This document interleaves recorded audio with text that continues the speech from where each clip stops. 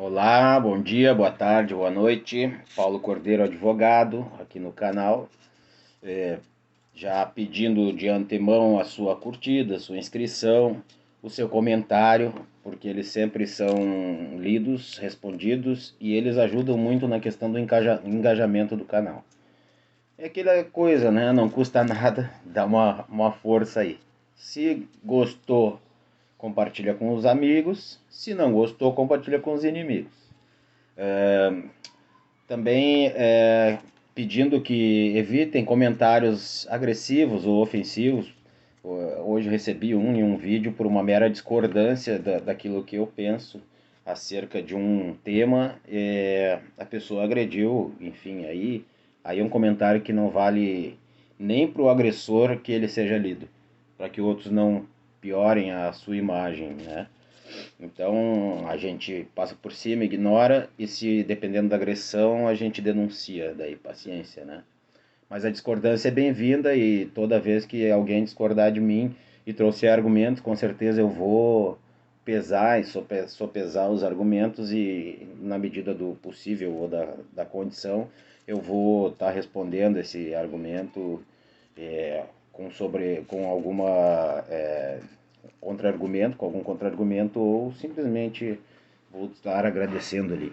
Mas acontece isso e inclusive as discordâncias, tá? São sempre muito bem-vindas.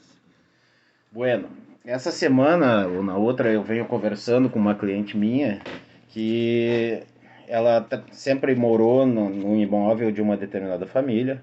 A mãe dela já trabalhava para essa família e ela cresceu, né, no seio dessa família. Quando morreu o patriarca ou a matriarca, a família resolveu dividir patrimônio e contemporizou para que essa minha cliente saísse da casa deles uma indenização lá que eles estipularam de um valor razoável. Não é um valor totalmente ruim, mas aparentemente perto do que vale o patrimônio, um valor quase gratuito. Essa cliente me procurou, me pediu muito para que a gente ingressasse com uma ação trabalhista. Eu argumentei que à primeira vista é uma ação de família, tá? E eu não faço direito de família, mas teria para quem indicar. Mas no âmbito trabalhista eu não via sucesso. E é importante a gente registrar aqui que o advogado é o primeiro juiz da causa, né? Assim como o cliente é o primeiro advogado da causa. Então, os argumentos dela, para mim, em termos técnicos, eram de risco. Eu acredito que seria mais uma aventura jurídica do que propriamente uma busca de direito, e nesse sentido, qualquer advogado ético deve evitar de ingressar com a ação. Isso está inclusive no nosso código de ética, né, e no nosso estatuto. Então, eu disse para ela que eu faria esse vídeo dizendo o que eu penso e como é que são as características do vínculo de emprego. Acho que pode ajudar ela, pode ajudar também, sei lá, estudantes de direito, algum colega que não seja da área do direito do trabalho, que queira entender melhor essa situação, dentro das minhas limitações, né, e dentro da minha experiência profissional aí, que eu já enfrentei alguns casos de relações de emprego, de formação do vínculo de emprego e inclusive na esfera doméstica. E aí a gente tem que fazer algumas separações aí. Uma coisa é eu trabalhar como empregado doméstico de uma família, no sentido de ser propriamente uma empregada doméstica das tarefas do lar, ou ser uma cuidadora, um cuidador de alguém doente, de algum idoso. Né? Eu estou contratado dentro do âmbito familiar para aquela relação de trabalho especificamente dita no âmbito familiar. Esse caso em tela específico de que me procurou, eu peço desculpas se por acaso vocês ouvem algum latido no fundo. Eu sempre procuro um horário onde os vizinhos não vão estar circulando, porque toda vez que eles circulam tem uma quase dezena de cachorros aí que ficam latindo incansavelmente. Bueno, nesse caso, dentro dessa característica que a pessoa me trouxe, eu não vejo como formar o vínculo.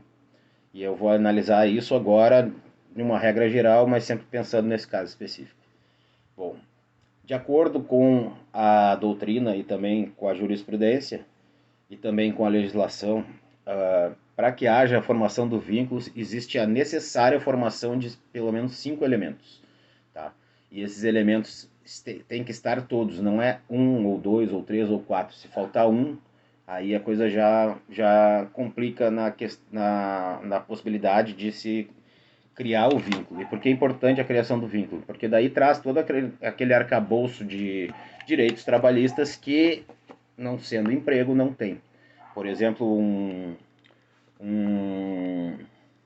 um autônomo clássico, o barbeiro, a jurisprudência já definiu que nesse caso não existe, né, não existem todos os elementos de vínculo, então por isso não cria a formação do vínculo. O representante comercial que esteja regular lá, né, com seu core, que tenha contrato e esteja tudo bem especificado, não cria o vínculo. O estagiário também não cria o vínculo se ele tiver todos os elementos do estágio, né? E se faltar um desses elementos do estágio, aí ele entra na regra geral e onde se vai verificar o resto dos elementos da criação do vínculo. Tá? Mas em geral, em não havendo todos os elementos do estágio, por se caracterizar uma relação muito semelhante à relação de vínculo de emprego, mas ter um objetivo diferente, que é o de educar o estudante, de profissionalizar o estudante, tendo um cunho educativo e de fiscalização grande nesse sentido. Então, por ser uma exceção da regra, ele normalmente é encarado como vínculo de emprego. Um desses elementos, então, é a pessoalidade. Elemento número 1, pessoalidade. O que quer dizer isso? Eu não posso passar para terceiros, por exemplo, eu sou um guarda de supermercado, tá? E eu sou um policial, na folga eu faço a segurança do mercado. Mas chega lá na Operação Golfinho, na Operação de Verão, por exemplo, que tem a Brigada Militar aqui do Rio Grande do Sul, eu coloco um colega e vou para a Operação Golfinho no litoral. E volto daqui a um mês e continuo a minha relação de trabalho lá com aquele mercado. Bom, nesse momento em que eu terceirizei a mão de obra, independente de eu ter indicado e a empresa ter concordado, eu perco a pessoalidade. E perco, então, a criação do vínculo. Não é pelo fato de que o policial militar é proibido de fazer o bico. Isso não entra na esfera do trabalho, do direito do trabalho. Isso entra na esfera administrativa dele, com o empregador dele. Né? No caso, o empregador Estado. Nesse caso é porque falta um dos elementos mesmo. Então tem que ser eu, não posso passar para terceiros, tá? Se eu faltar, não pode ter ninguém lá que eu tenha enviado no meu lugar. O empregador pode contratar alguém extra, mas não pode ser através por meu intermédio. Exercício pessoal, então, na prestação desse serviço. Depois vem o que eu considero o elemento mais marcante dessa caracterização, é a subordinação, o elemento subordinação, que significa eu cumprir ordens e o empregador mandar. Claro que dentro de um limite pré-estabelecido de convivência social, né? Óbvio, qualquer abuso, ele traz consequências, né? Então, o assédio moral, por exemplo, é um abuso do poder de mando e isso traria consequências aí para o empregado e para o empregador a se analisar num outro momento, mas elas são bem presentes e muito cotidianas, assim, nos atendimentos que a gente faz. Então, um manda, o outro obedece, como diz aí um ex-ministro, né? Se for um regramento jurídico aceitável, né? Se for algo lícito, né? Basicamente é isso, tá? Inclusive, a principal característica do empregador, segundo a CLT, é o poder de mando, tá? Ele comanda e ele assume o risco do negócio. Basicamente, são as características de empregador. Comanda, paga, assume o risco do negócio. Depois, não eventualidade. Por isso a jurisprudência até afirmou o entendimento de que a faxineira ou faxineiro, se não for 3 vezes por semana, no mínimo, não cria o vínculo de emprego. Até 2 vezes por semana, ele é um trabalho que é eventual. Então é isso, eu sou chamado para trabalhar uma vez na semana, uma vez a cada 15 dias, aí eventualmente 2 vezes a cada 15 dias, muito raramente 3 vezes dentro de uma semana, mas é esporádico. Não é uma regra de onde tu tem um horário de trabalho fixo para cumprir, né, o que caracteriza o empregador. Dentro desse sentido, inclusive a reforma trabalhista trouxe uma modificação que seria o tal do trabalho intermitente, né, onde o empregado pode ser chamado eventualmente para cumprir missões. Na minha visão, é algo inconstitucional, paralegal, enfim, um arremedo, mas é o que está valendo hoje, tá? Que mais? A habitualidade, então, está dentro dessa questão de não eventualidade, né? Depois tem outra coisa, é a onerosidade. Aquela relação de trabalho tem que receber, aquele cara tem que receber por fazer aquilo, né? Dentro da onerosidade, então, se vê o salário,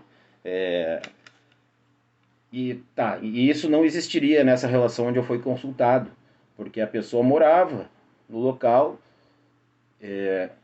a princípio em troca do trabalho, né? Mas de fazer manutenção no pátio, de cuidar da casa, essas coisas, mas não estava bem configurado isso, tanto que a pessoa tinha nas suas redes sociais anúncios de trabalhar como cabeleireiro dentro da residência, pelo que eu entendi. Bom, aí já afasta bastante a questão das características, né? Aí eu pensei, talvez, por uma questão de analogia ao trabalho escravo, porque eu tive uma experiência no passado onde a pessoa trabalhava por comida e moradia. Mas o artigo 149 do Código Penal traz a caracterização da analogia de trabalho escravo a trabalhos forçados, a jornadas intensas. Não era o caso, não era bem esse o caso. Também dano físico, condição degradante de vida, né? Dormir em palha, dormir no chão, dormir pouco, trabalhar de sol a sol, essas coisas não era o que acontecia. Então, o que, que isso poderia trazer, embora o STF tenha retirado o risco de pagamento de honorário de sucumbência enquanto for merecedor da condição de beneficiário da assistência judiciária gratuita. Tu pode ser multado por litigância de má-fé, tu pode tomar condenação de honorário de sucumbência, e aí dentro de 2 anos, se a reclamada mostrar, o advogado da reclamada mostrar que a tua condição financeira mudou a ponto de não merecer mais a JG, assistência judiciária gratuita, poderá ser cobrado esse valor da sucumbência. Num caso desse de 8 ou 80, é o vínculo de emprego e tudo que traz junto ou nada, o risco de sucumbência, então, seria de 100%, seria de um percentual sobre 100% do valor da causa. E na minha visão, dentro do meu escopo profissional, dentro das minhas escolhas éticas, eu não vejo esse caso como interessante, tanto para mim quanto para o meu jurisdicionado, para a minha jurisdicionada, porque traz um risco maior do que a possibilidade de benefícios. Além do que, estaria utilizando a máquina do judiciário para algo que não tem tecnicidade suficiente para que a gente toque adiante.